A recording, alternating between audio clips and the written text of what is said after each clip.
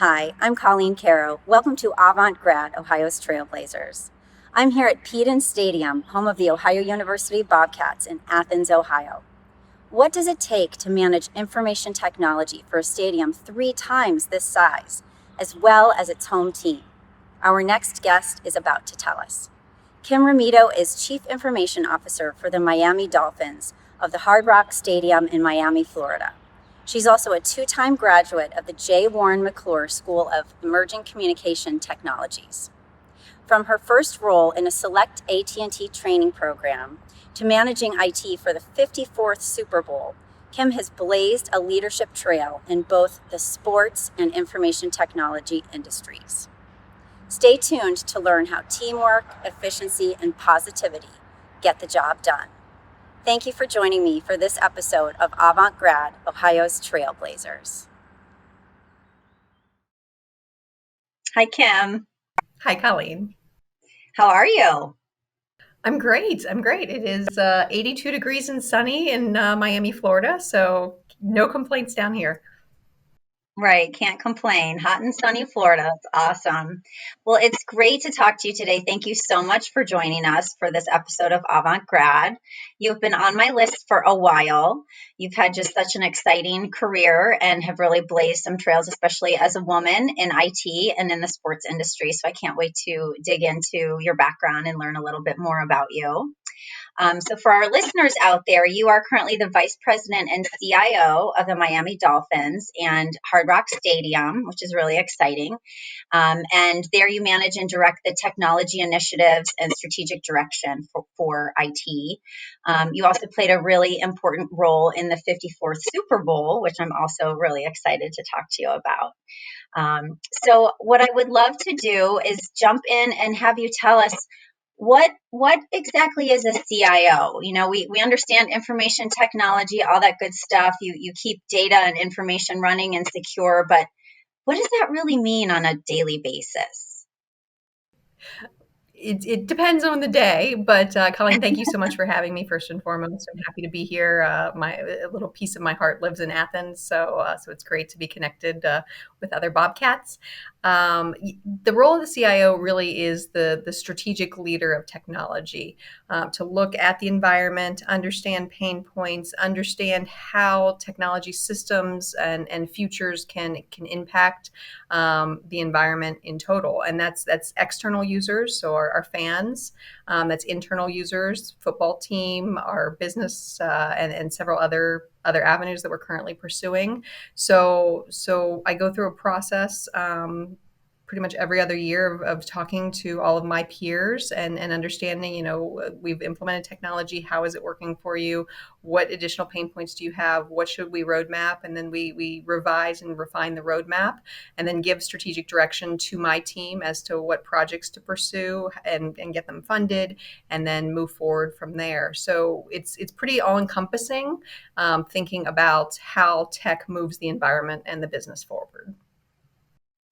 And it's such a huge job, right?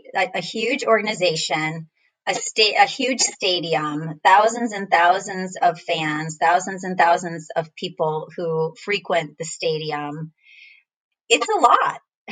It feels like a lot. How do you deal with that? So it's a very big brand. It is a very, very big brand. The Miami Dolphins obviously have an incredible legacy and history, that we're tasked with upholding every single day.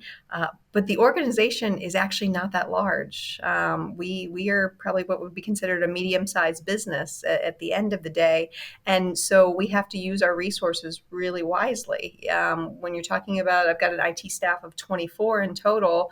How do 24 people support events that will impact 65,000 and beyond, with the television viewing audience? So all of that comes into play, and resource management is key in being successful. What are some things that you draw on for managing those resources so efficiently? It's probably a difficult question to answer, but there's got to be a lot of multitasking going on, a lot of focus on efficiency. Mhm. I think that's actually one of the favorite things about my job. There's no cookie cutter day. We're about to open our new Baptist Health Training Complex, so we're moving the football team into a new training facility. So a lot of time recently has been devoted to standing that environment up and getting everything ready to go. But then pivot the next day, we'll be talking about the mobile application. We'll be talking about the CRM development. We'll be talking about concierge guest services and what that means for technology. So the multiple facets of the day is actually one of the things I most enjoy.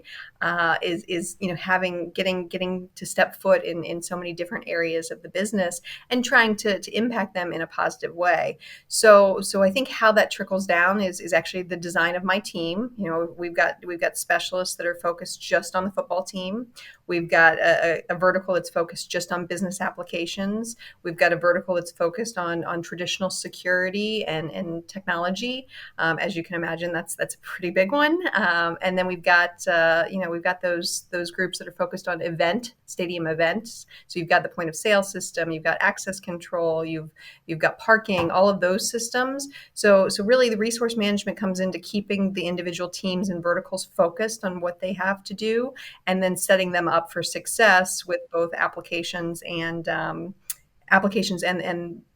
any other support, whether that be part-time staff, other things that they may need to scale and grow on game days.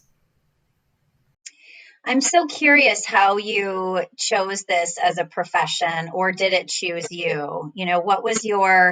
What were you like as a kid? What was your upbringing like? Were you always into tech? Really, well, like, what was it for you? I think a lot of it started when I was young. My father is an engineer, and I remember being so we would do ham radio together, so ham radio operation. And I remember being in the basement, and he'd be soldering circuit boards, and I'd be learning about transistors and diodes. So it started there, but then both of my parents got college degrees while I was living, in their home. And so I saw my mother go through nursing school. I saw my father get two additional master's degrees.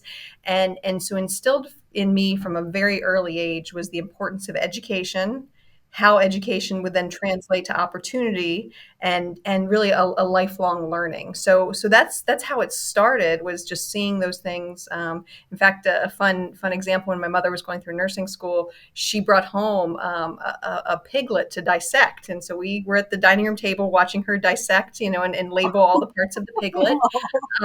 And that's when I realized I wouldn't go into healthcare. But it was a wonderful way to grow up and to be experiencing the education, as a child while my parents went through it.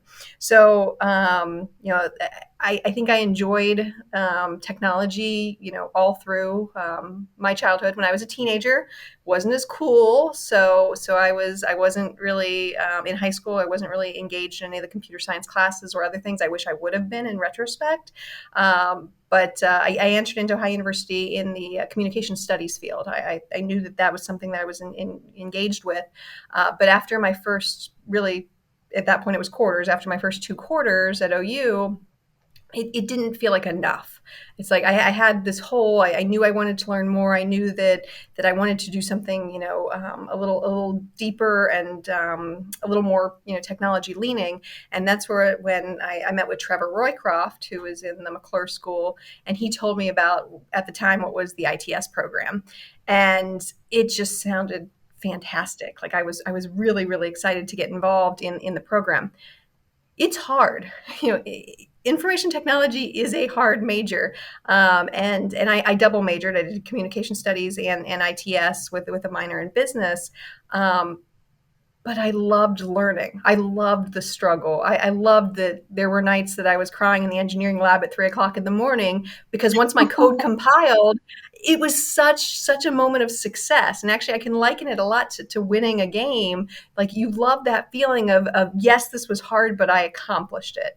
And I think too frequently people, when they encounter a challenge in academia, especially, they assume that they're not cut out for it. Like, oh, this is hard. It's not coming naturally to me, so I'm not supposed to be in this major. I'm not supposed to be in this career path.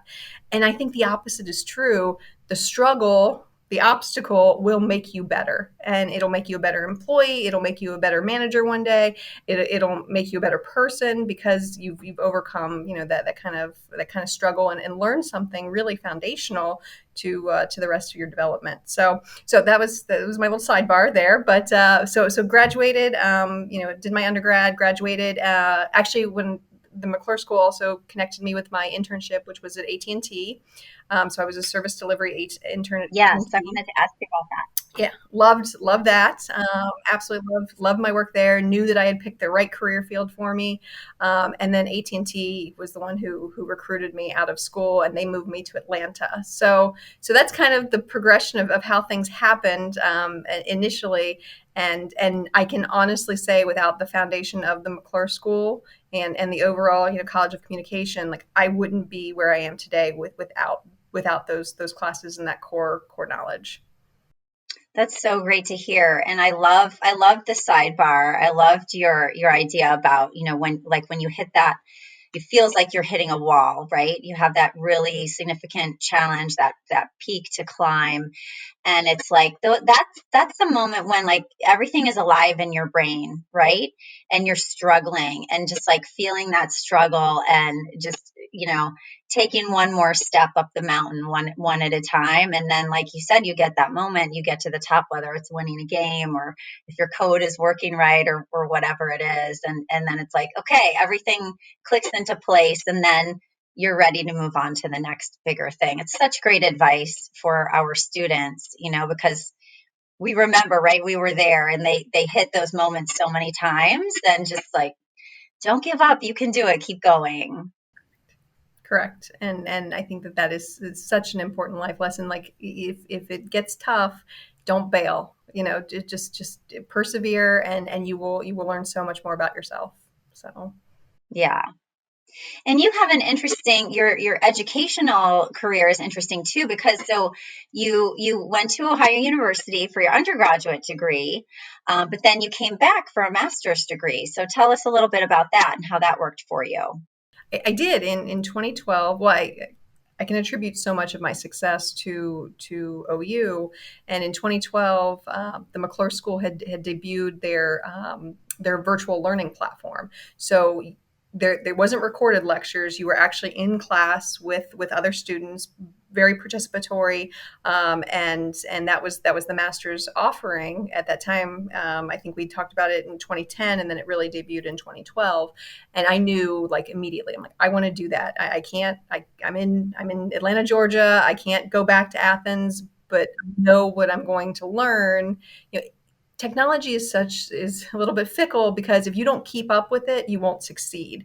And so there's constantly a need to re-educate yourself. And what I found, a couple of things, was one, going back, I could apply what we were learning in class immediately, like with the lectures that were given, the principles. Like I could go into a meeting the next day at my employer and say, no, this is what we should be thinking about for networking, this is what we should be thinking about for information security, this is how we should approach project management. And they were wonderful lessons and instantly applicable. The other thing is that I met some fantastic students that were all over the country that I still have relationships with. I contact them for advice, and say, hey, we're about the same place in our careers. How are you handling this challenge? What are you doing? It's so important to have those relationships within technology too, because it's very it's a vast field, and so there are others that are more specialized in areas that I'm just not. And so being able to call upon my former classmates and say, hey, I respect you. I've seen how your mind works. Like, how are you handling this business challenge is great. And that was the unexpected part of going back for my master's. I knew I'd get the former, but it was a welcome pleasure to see the latter. It's the Bobcat Nation showing up for you. Correct. Absolutely correct. It's great that you mentioned that too, and just the connections and the networking. Because my next question was going to be, okay, well, how do you stay abreast and stay fresh and stay up on the ever changing landscape? What are some of the methods you employ? So networking with people, seeing what other people are doing. But what else do you and your team do? Because being someone who's not in the field, I know like as a layperson, we're all struggling to catch up, right? Which new iPhone is out? Which new this? Which new, of course, now with the pandemic and everything we've experienced in the last year and a half, and doing so much remotely and virtually, keeping up with all that. Now grandma and grandpa are on Zoom, which maybe never would have happened before. So how do you stay up on what's new and stay ahead of it? I imagine you need to stay ahead of it too. Well, I'll touch on the pandemic piece first, and then we'll talk about the overarching ecosystem. The pandemic was fascinating in a couple of ways from a technology perspective. Technologists have been these collaboration tools. That's the general term for the Teams, the Zoom, the Blue Jeans. Pick your flavor. Have been around for a decade. They really have, and it was so hard in our role to modify behavior to utilize the tools, and seeing basically on a Thursday, send everybody home, and hey, we're pushing out Teams to everyone. The massive adoption of these platforms after so many failed attempts at collaboration was truly just it was fascinating to watch the behaviors change. And now that we're back in the office, watching how the collaboration continues. People are still very used to just meeting on Teams or Zoom. We don't have as many conference rooms as we'd probably like, so we just all hop on to a virtual meeting at any point. All the collaboration is there. The individual teams have been set up.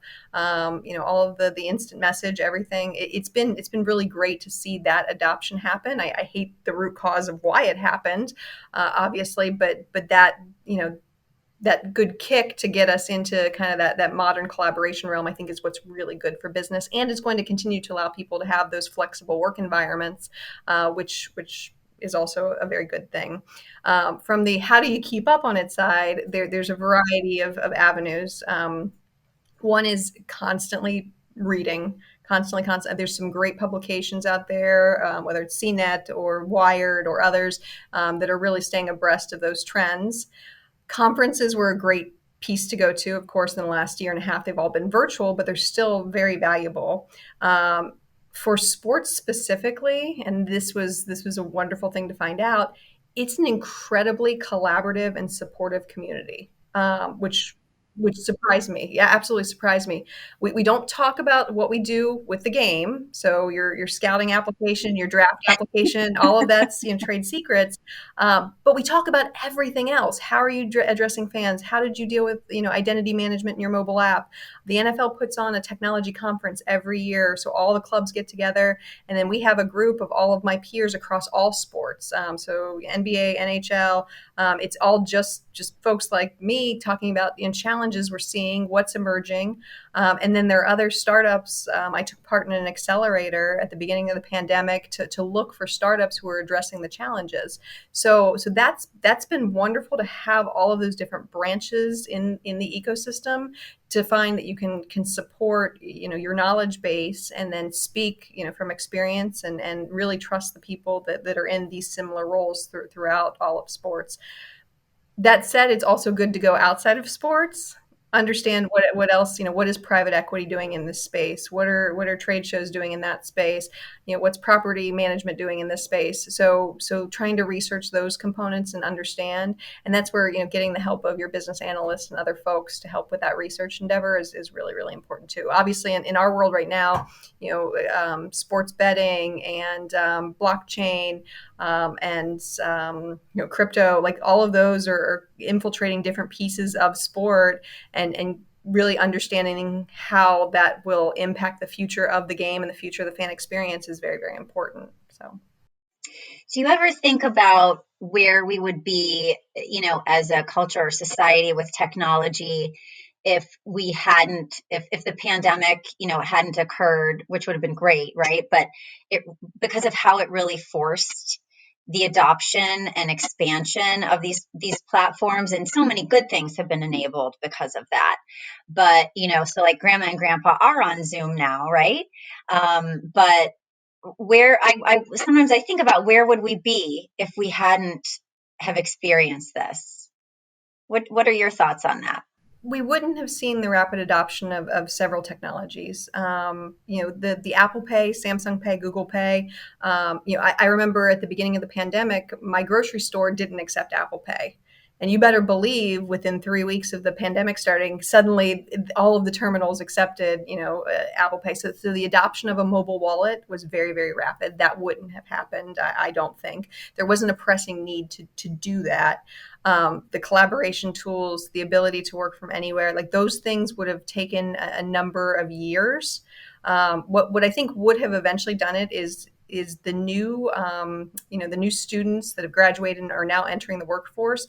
They're aware of all of this. They know, they knew that Google Docs existed, or folks who've been in the industry for a long period of time were not used to using certain technology tools and platforms. So natural cycles would have got us there eventually, but it would have been belabored without a doubt. So that's really, I think, the difference is that the pandemic it probably pushed us forward ahead 4 or 5 years from where we would have been. Otherwise, it would have absolutely been business as usual. Yeah, it would have taken a lot longer. What are some of the tools and technologies that you've employed that you're really proud of or that are really neat? Anything from ways that fans have to interact with players, or ways that, the team can work more efficiently, or ways that, the stadium is more efficient. Are there any bells and whistles that you and your team have implemented, or some really cool things that are happening in your industry that we might not be aware of, and things that maybe we can even learn from? Absolutely. I think that that's applicable in any industry. So we have, as a business, we've standardized on a Microsoft platform, which has given us the ability to kind of see the organization and the fan through a single pane of glass. And that was kind of foundational. You have to get to that level of being able to understand the demographics of your users and what they want, and what attracts them to the game and what they love about the game. What I've A couple of things that we've debuted, and these are working with the fantastic partners we have, is the league and the Dolphins and Verizon worked on a platform called Super Stadium this past year. And Super Stadium allows, so basically, imagine all the different camera angles that we see on the football field, and it goes through a box called Everts in our broadcast studio, and so everything that's in the Everts box is all these different camera angles, and then for the giant video boards, they take whatever angle is the most appropriate. Well, what Verizon has done via the 5G platform is they connected to that box, and we've now in the app given fans the ability to see the angle that they want. So if you want to just see the camera that's on the quarterback the whole time, you can choose to do that. And even though we're on the video boards flipping through different video angles and different things, you can watch Tua the entire time if that's what you want to do. And that's actually a 5G use case. So people that had iPhone 12s were able to view it this year, and we'll be rolling that out even further this upcoming season. But that was different. Another thing that we did also in the mobile app was we knew people coming back to the stadium. We did have fans, but it was a socially distant environment, socially distant manifest, and we were very vigilant about that. We knew they would want a contactless environment. Try to not touch anything. So in all of our suites, we actually took the audiovisual capability, and we actually made your phone a remote control. So you could control all the TVs in your suites, the sound, those kinds of things. And we have luxury seating products that people sit in a recliner and they can watch. And so their phone was their remote control for their TV. And it's great. Like you should be able to control things, using your device and not relying on something on the wall or something that we provide you. Your device, in my opinion, should become everything you need to have a great experience. That's entry, that's any customization, that's all the point of sale. So that's really what we've been focused on. In those realms. So those were two things that we did. And then pandemic related, that for our fans that were at home, we actually debuted a second screen experience. So the app listened to the TV broadcast. And so when you saw a touchdown, whatever graphic would have been on the video board, celebration, our fight song, all of that shown through your device. So you could be at home in the COVID environment, but still celebrate with other fans and celebrate your fandom and chat with other fans. And I think that was pretty well received too. Is just a way. We've got people who've been coming here, for decades, and so to have to be at home and miss a season, just to give them a little bit of joy on game day was really important. It's also mind blowing. I'm like, Kim, how do you guys make this happen? It's incredible. It's so cool. I think the key is, because we're not a big team, is to have really amazing partnerships. So the Verizons, the Microsofts, the NFL, the list goes on. That having those relationships are absolutely critical to being able to scale to having millions of fans and millions of followers. If you don't have the relationships, you just won't be able to do it at the same level of excellence. Hmm. And it's cool to see how, the things that you talked about, they make me think about like that the individual desire for customization, right? That we see everywhere else. We see it if we're surfing the web, or if we go to a website, that content is customized for us. So in that same way, you're allowing fans to choose the camera angle that, they can customize it to their own preferences. So it seems so much about customizing for the individual, and then also making those social connections too, so people can celebrate with each other, especially in ways, if they're having to be socially distant or at home instead of at the stadium, in ways that they're, used to doing, but now they have to do it in different ways. No, you're absolutely correct. It is crucial. The term that we use is called mass personalization. There are a lot of people that are very much alike in a lot of ways, but they want a very personalized experience. So if you look at those buckets and how people are interacting and their behaviors, you can kind of identify, okay, these are folks who are very retail focused. They're in for the whatever the new hat is or whatever the new jersey is. These are folks who are very legacy focused, and they care very much about the history and the passion of the team. And so you can kind of serve up content that is very appropriate to those different groups, and yet it feels very, very personal, and it is important. I mean, I try to imagine how I would want to consume something, and if I wouldn't want to consume it in this way, shape, or form, then somebody else who's like me wouldn't want that either. And so we try to do that. In addition, I think it's really, really important to give choice. The consumer, the fan needs choice. So like in our app right now, we've got a bunch of different tiles that you can choose from, and we call it like the top five. So you pick out your top five. So if you're somebody who comes on property all the time, the mobile food and beverage may be in your top five. Where if you're a fan in the United Kingdom, mobile food and beverage is not in your top five. So giving people the option, allowing them to control their experience is very, very important. And I think that just creates more and more satisfaction if you don't take away options from your consumer. We can really see too how much, it's not just IT, it's not just technology. There's marketing and communications and community building that you do. And so I think about how you double majored in communication studies, and ITS. So I think about your education there. But tell us a little bit about those other aspects, and just those other hats that you have to wear. Oh, certainly. So I'm very fortunate to be part of an organization that recruits top talent. Our CEO Tom Garfinkel is somebody to really aspire to be like. He's very much future forward, and I enjoy learning from him.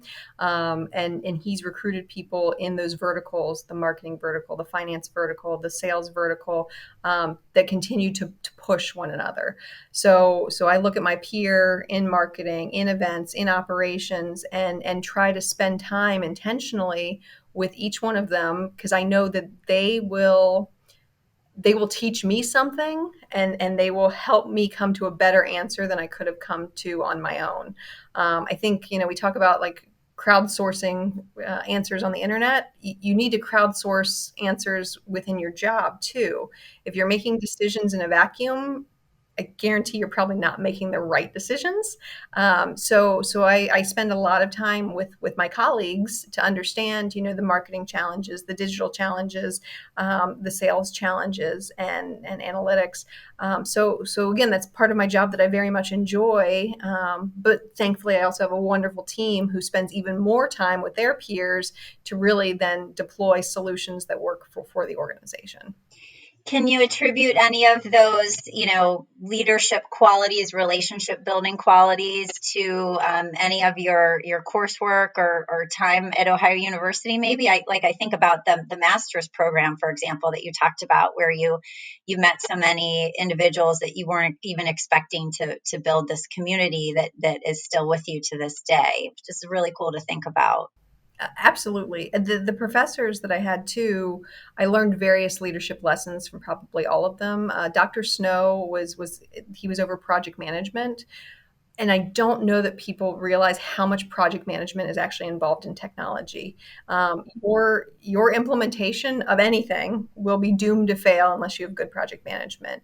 And so learning from Dr. Snow, and then learning in the field, from various mentors that I've had, of the critical role that project management plays, and making sure you have the right individuals in that role. So he would be one.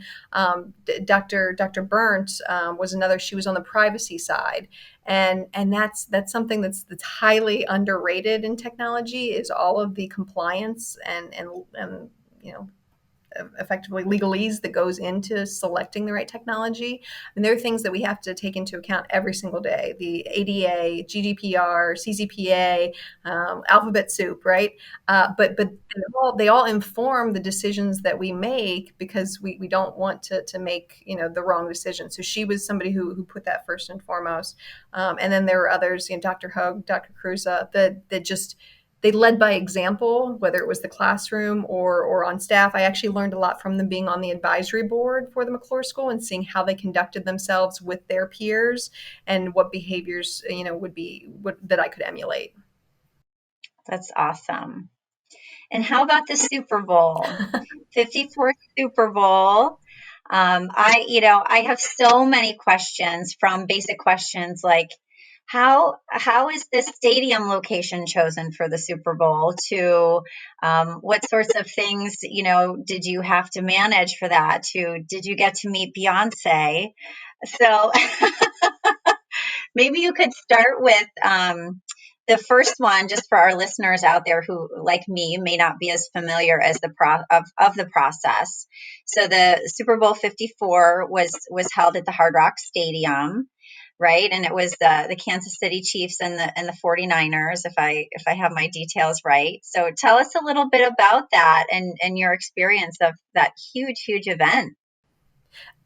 Yes, there's actually a lot to tell. It was a I phenomenal know. event, but it took a lot of work to get to that point, as you can imagine. So the Super Bowl locations are actually chosen; they're voted on by the owners of the teams. So that's how the location is chosen, and it's announced several years in advance of where the future Super Bowls will be held. So I knew when I took this role that we had approximately 14 months to prepare for Super Bowl. Whoa. And what most folks don't realize is it's actually a tiered event within Homeland Security. So Homeland Security was very much involved in auditing. We did tabletop exercises. They gave us a list of remediations, things that we had to do to prepare for Super Bowl.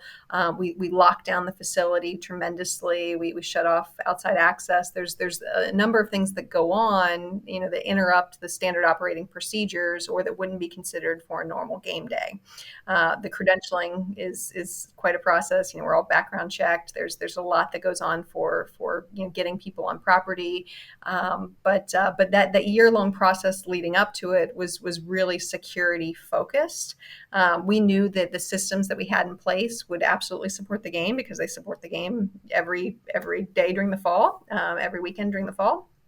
So it scales. As an example, on a normal game day, we'll have about 4 broadcast trucks that are here. So you've got the local affiliate and the national, and so they come in and they plug in, and you give them feeds, and we work together, and it's beautiful. For Super Bowl, it scales to 120 broadcast. I was waiting for the number. Like, oh, what number is she going to say? So we work with some phenomenal folks, and they, so all the cabling that had to be rerun, or all the cabling that had to be run, the compounds that have to be built. So it is absolutely the NFL's event, and we are there to support it. And they're great to work with, and their contractors are really great to work with. But it was leading up. It was just check the block, get things done, get things ready. We do the build out. Go through rehearsals, make sure everything's good. The day of, I think I came in around 4 o'clock in the morning, and I Oh, don't think wow. I left until 3 o'clock in the morning. So Yeah, I was going to say 4 to 4, it probably, was it right? was a 24. very very long day, but it was phenomenal. I mean, just the spectacle that goes on, the energy that's in the stadium, the excitement that's built around it was great. I was actually in the tunnel, like underneath the stadium with Jay-Z, so that was fun. He's very Very. tall, very tall. So there is a little bit of the, but you're so busy, you're so focused on the success of the event that all of that kind of just, you think about it in retrospect, not at the time. So, but it was a great event, and then what was, just crazy to think about now is that was a huge event, and then 4 weeks later the world shut down with COVID.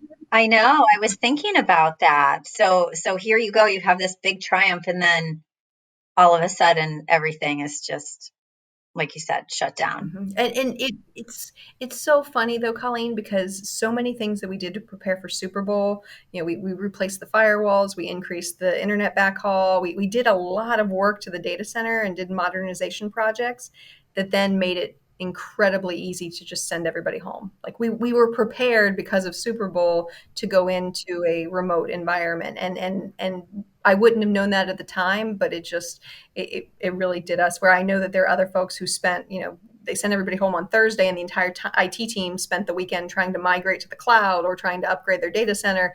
And we were very, fortunate that we had all done all of that work in advance.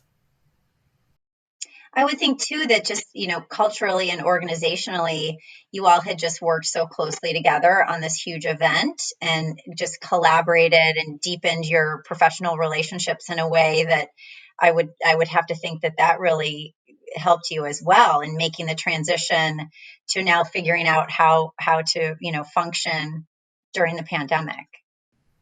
It absolutely was. And in fact, our CEO called the senior leadership team together. We sent everybody home on the Thursday, and on Monday we were on a call. And he said, I've spent the entire weekend reading, trying to learn, trying to understand what's going on in other places that this has impacted. And he said, what I learned is this isn't going away. But I don't believe it's an all or nothing scenario. So he said, I want you to get to work on what we could feasibly do.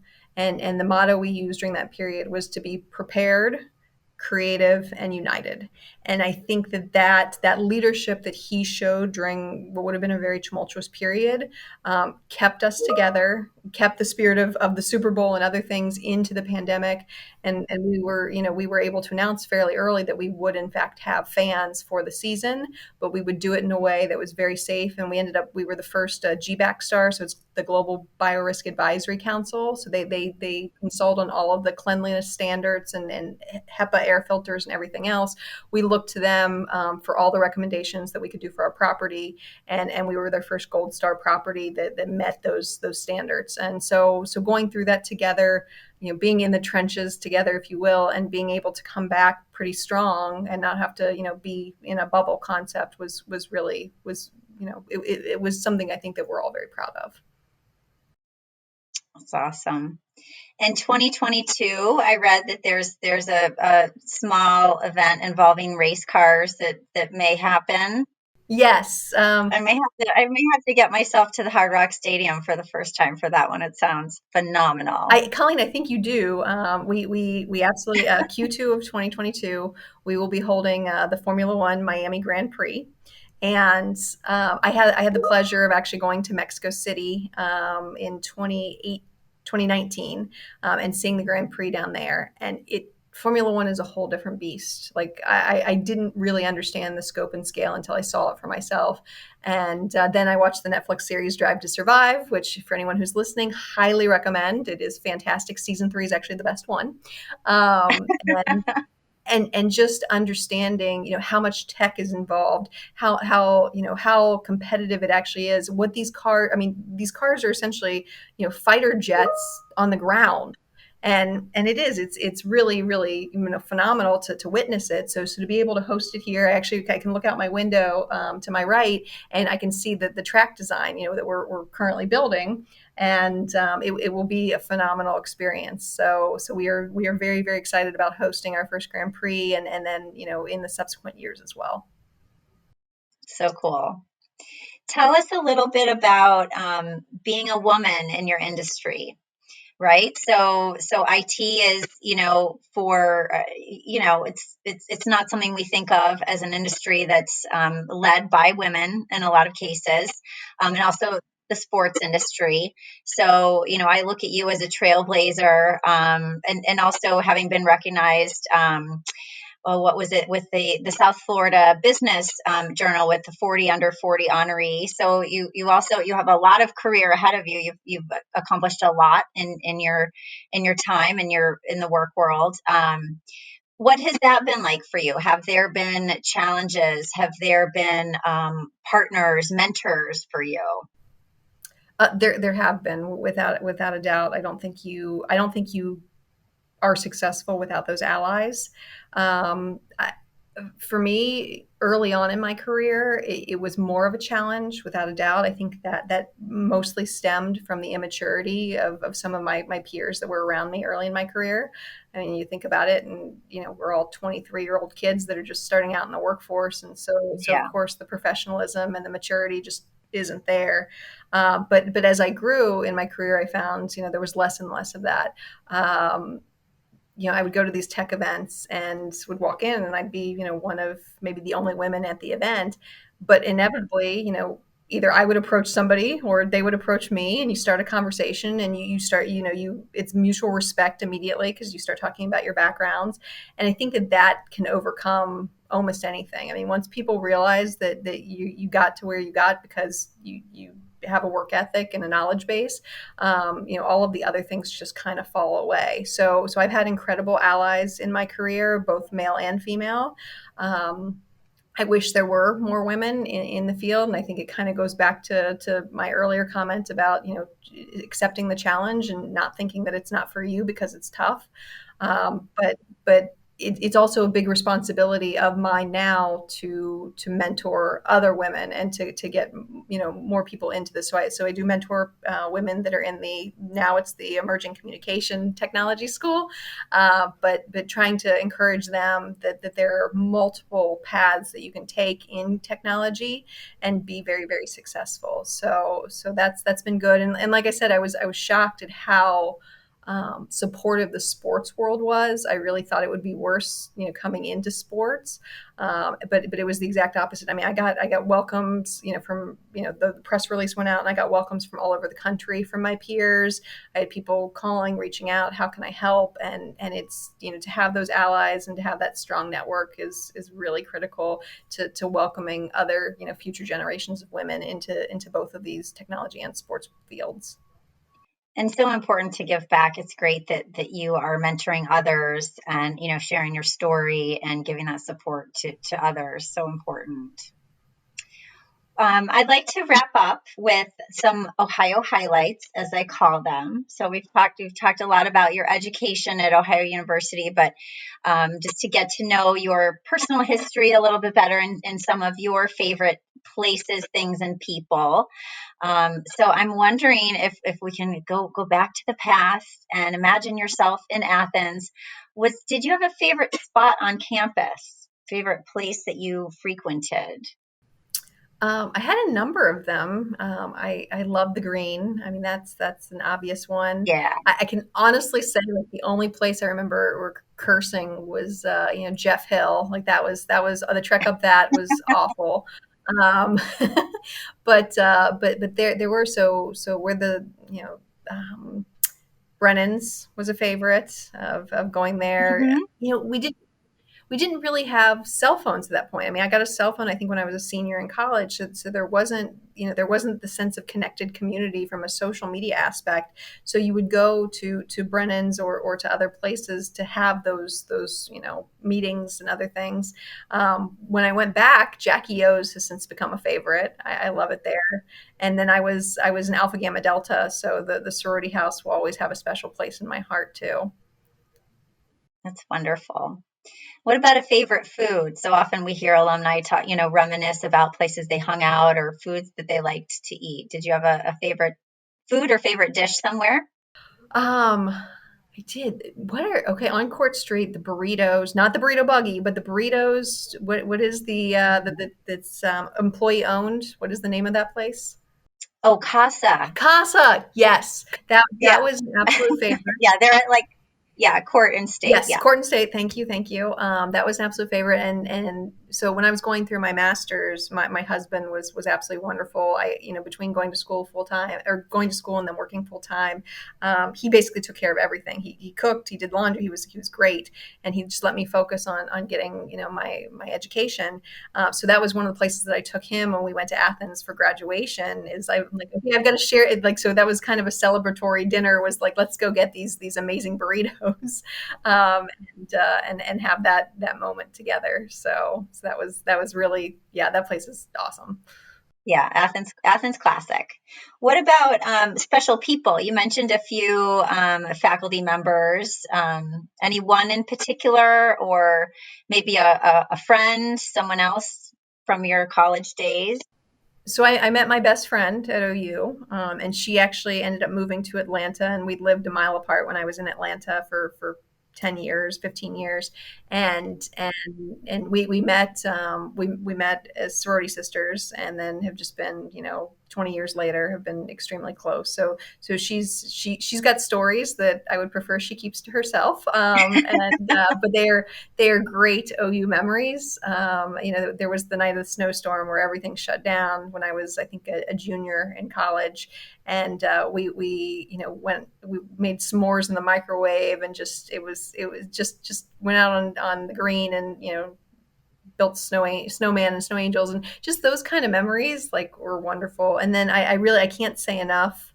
OU is a special place because of the location and the experiences, but I got a great education. Like, I got a foundational education, and I cannot say enough about the professors in the College of Communications that gave me the ability and saw something in me that I didn't yet see in myself. And so that Dr. James is one in the College of Communications. I know she's since retired, but she actually showed me that I could have some leadership capabilities that I really didn't know I had. So without that, I mean, obviously the experience would have been very different, but it was critical to future success. Well, that's great to hear. Thank you so much. I think that's a perfect note to wrap up on. And we are so proud of you. It's so great to have you out there blazing trails and doing so much. And we're just going to, keep an eye on you. And please stay in touch with us and let us know, how things unfold for you. But we'll be cheering you and your team on for sure. Thank you so much. Thank you for having me, Colleen, and go Dolphins.